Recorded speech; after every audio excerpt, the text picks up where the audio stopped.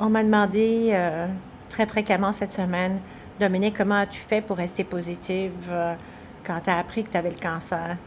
Ah, bien, mon Dieu, c'est pas si facile que ça. Surtout qu'aujourd'hui, ça va être un exercice parce qu'aujourd'hui, c'est une des journées où c'est un petit peu plus difficile, justement, d'être positive, de le ressentir dans mon corps puis dans mon cœur.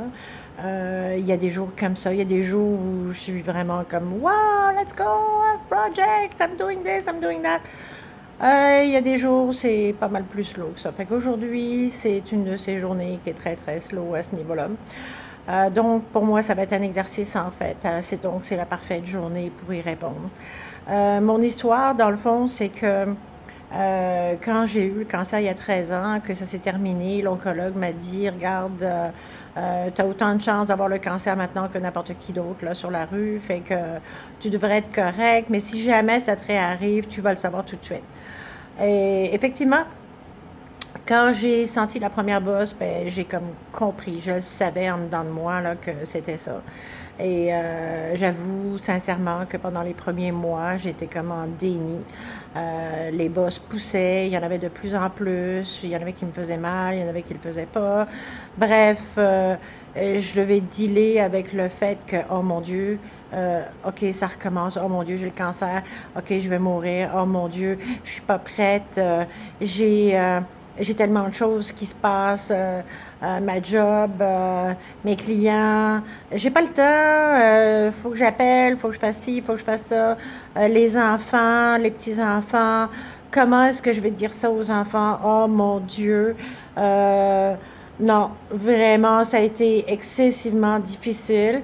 En plus, j'avais pas de médecin de famille, donc le temps que je trouve une attention médicale, ben, ça n'a pas été simple, vraiment.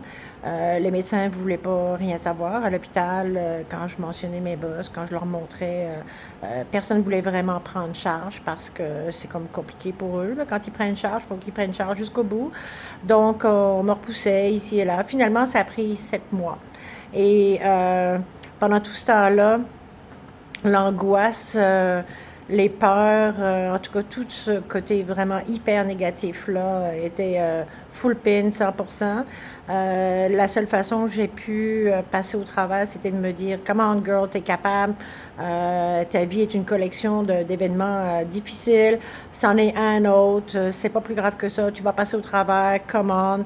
Euh, le secret n'était pas facile à porter, mais je voulais pas en parler aux enfants tant que j'étais pas capable de donner quelque chose de positif en contrepartie.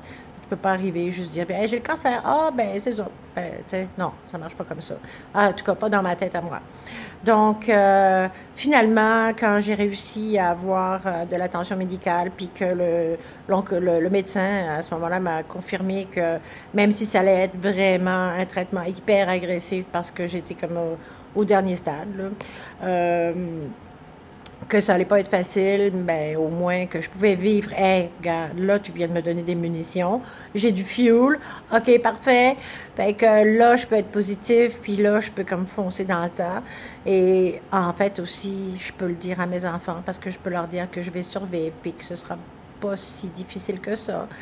Ensuite viennent toutes les étapes où tu sais, tu perds tes cheveux, puis hey, c'est pas facile de perdre ses cheveux, là. Mais je pensais que j'étais prête, mais j'étais pas prête, pas en tout, là, quand c'est arrivé, là. Oh mon Dieu, j'ai tellement pleuré, là, c'est épouvantable, là. Puis j'ai regardé dans le miroir, pas de cheveux, pas de sourcils, pas de cils. Euh, ouais, en tout cas. Fait que ma façon de dealer avec, à ce moment-là, mes petits gestes positifs étaient quotidiens. C'était de me dire, ah non, c'est correct, regarde, au moins ça te fait bien, pas de cheveux. Puis de mettre du rouge à lèvres, mettre des boucles d'oreilles, mettre mes bagues, juste me sentir comme une femme, quand même, malgré tout. De trouver la tuque là, qui me conviendrait, qui ferait que, OK, c'est correct, garde pas de cheveux, mais je me sens moi, j'ai l'air de moi, fait que c'est correct, je vais dealer avec ça. Des petits gestes comme ça. Ça a été comme la première étape, disons. Généralement, c'est se forcer dans nos pensées. À chaque fois qu'une pensée négative rentrait, de dire non, non, non, c'est correct, je suis capable de passer au travers, je vais survivre. Regarde tous ces gens-là autour de moi, là, ils m'adorent, ils ont besoin de moi. Mes petits-enfants ont été une inspiration immense, évidemment. Et regarde, c'est ça. Je vais en parler plus longuement dans d'autres vidéos. Je vais essayer de trouver des exemples spécifiques. Aujourd'hui, comme je disais tantôt, c'est pas la meilleure des journées, donc je vais arrêter ça là, puis essayer de me remettre dans un état d'esprit positif et ce sera plus intéressant la prochaine fois. Donc, entre-temps, merci de m'avoir posé cette question-là. Comme je vous dis, c'est un exercice bénéfique pour moi et puis ça va ça va me profiter. Donc, entre-temps, ben, je vous souhaite une belle journée à tous. Bye, merci beaucoup pour m'écouter.